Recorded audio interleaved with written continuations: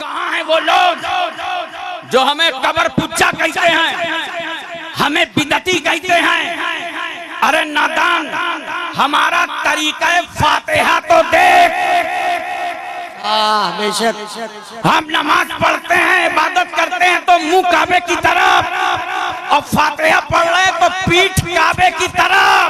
हमारा तरीका फातिहा बता रहा है कि हम वली की इबादत करने नहीं आए, बल्कि अल्लाह वाले की ज़ियारत करने आए हैं। सुभान अल्लाह, बेशक हक है कि जब मजार पर फातिहा पढ़ो, माँ बाप की कब्रों पर फातिहा पढ़ो, 4 हाथ दूर खड़े हो जाओ। और अगर जिंदगी में मुलाकात रही है तो जितने करीब से मिलते रहे हो उतने करीब से कब्र पे खड़े होके फातिहा पढ़ो। और सुनिए, आदाबे कुबूर में है, जब आप फातिहा पढ़ें तो अपनी पीठ काबे की तरफ कर लें, अपनी ये पुष्प काबे की तरफ कर लें। अच्छा एक बात बताओ, जब नमाज पढ़ते हो तो मुंह, अब तो बोलो जोर से, काबे की तरफ, किबले की तरफ, मुंह काबे की तरफ। और जब फातिहा पढ़ो तो पीठ काबे की तरफ। तवज्जो है ना? अरे सुन्नियों, तुम मसाइल पे अमल तो करो। कहाँ हैं वो लोग जो हमें कबर पुच्चा कहते हैं, हमें बिदती कहते हैं। अरे नादान, हमारा तरीका फातिहा तो देख। हम नमाज पढ़ते हैं, इबादत करते हैं तो मुंह काबे की तरफ, और फातिहा पढ़ रहे तो पीठ काबे की तरफ। हमारा तरीका फातिहा बता रहा है कि हम वली की इबादत करने नहीं आए, बल्कि अल्लाह वाले की ज़ियारत करने आए हैं। सुभान अल्लाह, बेशक हक है। नमाज और है, नियाज और है। ताल्लुक बनाए रहो वलियों से, हाजिरी देते रहो, बहुत काम आएगा। एक बड़ी प्यारी बात मुझे याद आ गई, मिशकात शरीफ की हदीस का मफहूम है।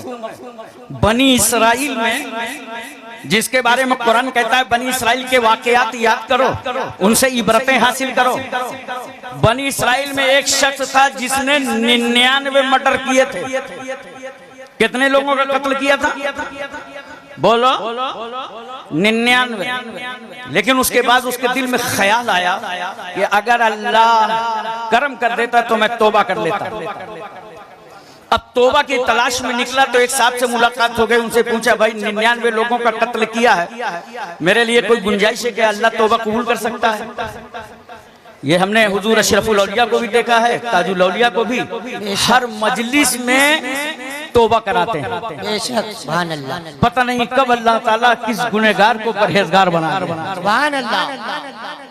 तो पूछ रहा है कि भाई अल्लाह तौबा कबूल कर लेगा? उसने कहा, अरे जाओ यार, 99 लोगों को मर्डर कर दिया, अब तुम्हारी तौबा कबूल होगी? अब तौबा कबूल होगी? मेरा ख्याल है इंडिया का होता तो कहता 900 चूहे खाने के बाद बिल्ली चली है हज को। उसने उसे वापस कर दिया तो उसने भी सोचा, हमें 99 में तो तौबा कबूल ही नहीं होना है, तो रिकॉर्ड कमजोर क्यों रहे? उसका कत्ल भी कर दिया, पूरी सेंचुरी बराबर कर दी। उसको कत्ल करने के बाद फिर निकला तलाशे तौबा में, और उसके दिल में ख्याल आया कि कोई नेक बंदा मिलता, रास्ता बताता तो मैं तौबा कर लेता। एक साहब से मुलाकात हुई, उनसे बताया कि भाई 99 को कत्ल किया। एक से मसला पूछा तो उसने तौबा ही नहीं कबूल किया। आजकल हमारे यहाँ भी है ना, इंदल्ला तौबा कबूल हो जाती है, मगर इंदन्नास कोई कबूल नहीं करता है। कहा, उसने कहा तौबा नहीं कबूल होगी तो मैंने उसका कत्ल भी कर दिया, 100 पूरे हो गए। अब आप बताइए जरा से, कोई रास्ता है क्या तौबा कबूल होने का? ये बड़ा चालाक आदमी था, उसने सोचा कहीं 101 पूरा व्यवहार ना कर दे।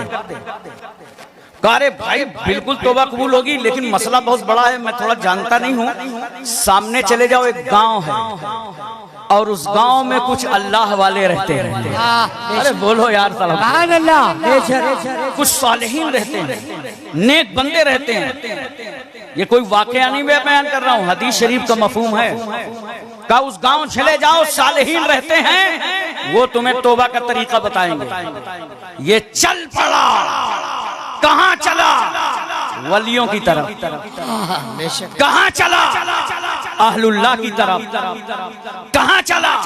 अल्लाह वालों की तरफ चल पड़ा। चलते चलते रास्ते में रूह निकल गई, इंतकाल हो गया। जैसे ही इंतकाल हुआ तो रहमत के फरिश्ते आ गए, वहीं अजाब के फरिश्ते आ गए। अजाब के फरिश्ते कह रहे हैं 100 आदमियों का कातिल है, इसको हम ले जाएंगे। रहमत के फरिश्ते कह रहे हैं सुनो, ये अल्लाह के वलियों से मुलाकात करने जा रहा था, इसे हम ले जाएंगे।